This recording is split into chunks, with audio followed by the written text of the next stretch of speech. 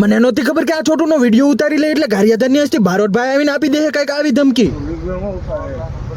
Hello મિત્રો, જય શ્રી કૃષ્ણ અને રાધે રાધે. સ્વાગત છે તમારું અમારા મોરબીની વ્લોગમાં. થઈ ગયો છે બધો સામાન તૈયાર, તો બધો સામાન લઈને હું આવી ગયો લારીએ. અહીંયા આવીને જોયું તો મિત્રો કોક લારી પાસે કચરાના ઢગલા કરીને વયું ગયું હતું. હવે આવું તો વળી કોણે છે હવારમાં દી બગાડી નાખ્યો. અને પછી મેં મોડું કર્યા વગર લઈ લીધો હાથમાં હાવણો, ને પછી એવું વાળ્યું કે ડમરી ઉદાડે પાર કરી. ઓ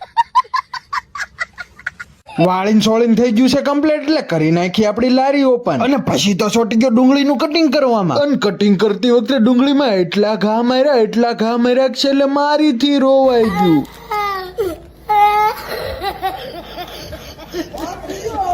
અને પછી તો ભેળ અને દાબેલી આ કાકાને આપીને હું નીકળી ગયો દુકાન તરફ, દુકાન ખોલવા માટે. અહીંયા આવીને શટર ખોલી નાખ્યો ને પછી છોટી ગયો બધો સામાન ગોઠવવામાં.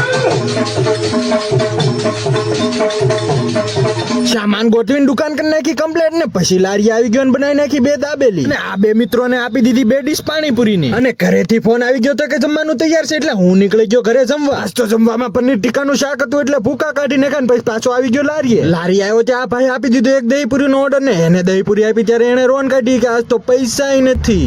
क्यों हिला डाला ना ઘર ભેગું થાને ભાઈ.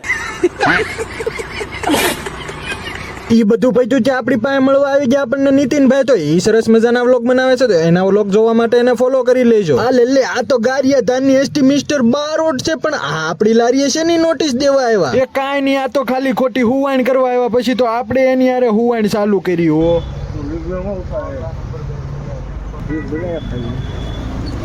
હેને ડીશ બનાવું હા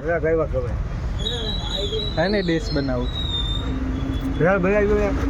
ભેળ 40 વાળી 50 વાળી બારોટ હારે હુવાણ પતી એટલે 3 ડીશ બનાવી નાખી પાણીપુરી ને કરી નાખી 60 રૂપિયાની કમાણી. અને પછી તો એ 60 રૂપિયા લઈને હું ને જયદીપભાઈ ટાઈટ ને આવી ગયા ખજૂર દૂધ પીવા. હાલો હવે ખજૂર દૂધ પી નાખું નકર ઠરી જાહે. અને તમને આ વિડીયો કેવો લાગ્યો એ જરા કોમેન્ટમાં જણાવી દેજો, ને મજા આવી હોય તો ફોલો કરતા જાજો.